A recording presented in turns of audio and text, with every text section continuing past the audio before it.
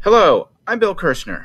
In this video, I will be discussing what is required to satisfy the element related to requesting representation under Section 7114A2B of the Federal Service Labor Management Relations Statute.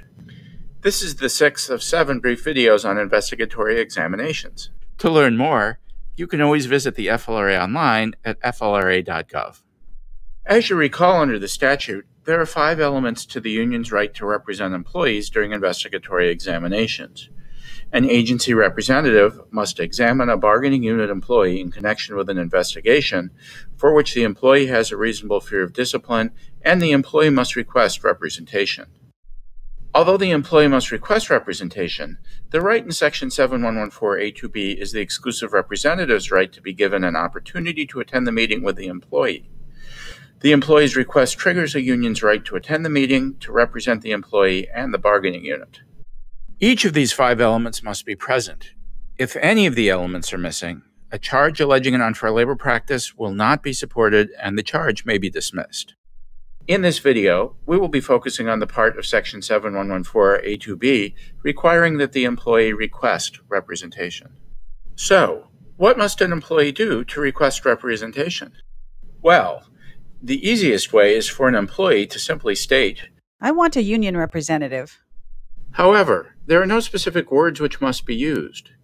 Instead, a request must reasonably put the employer on notice of the employee's desire for representation. So how about the following requests? "I want somebody to talk to." Or, "Maybe I need to see a union representative." are those enough? Yes, they are. How about, "I would like to speak to a lawyer or somebody to advise me." yes, that is also enough. The key, according to the authority in the Norfolk Naval Shipyard case, is that no specific format is required, and instead, the request must simply put the employer on notice that the employee desires representation. What if the supervisor denies the employee's request? If the denial violates the statute, there is no obligation for the employee to repeatedly request representation. One valid request is sufficient. And what if one employee asks for representation on behalf of another?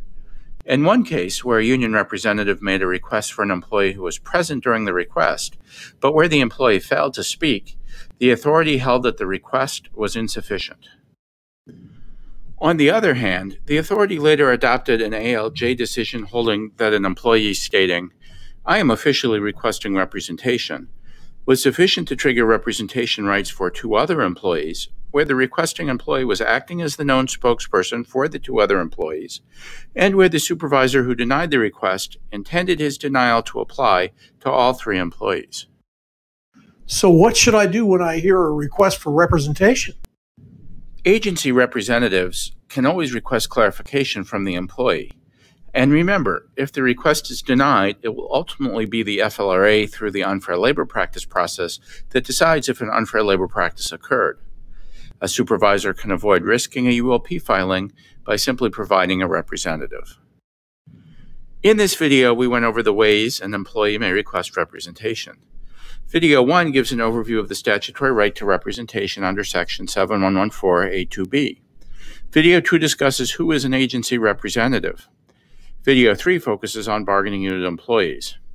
Video 4 covers what constitutes an examination. Video 5 discusses an employee's belief that they will be disciplined and if that belief is reasonable. Video 7 explains the agency's obligations following a representation request and the union's rights during the examination. Thanks for watching this video from the FLRA. For more information, please visit us online or contact your nearest regional office. A survey link is in the box below. We'd appreciate your feedback.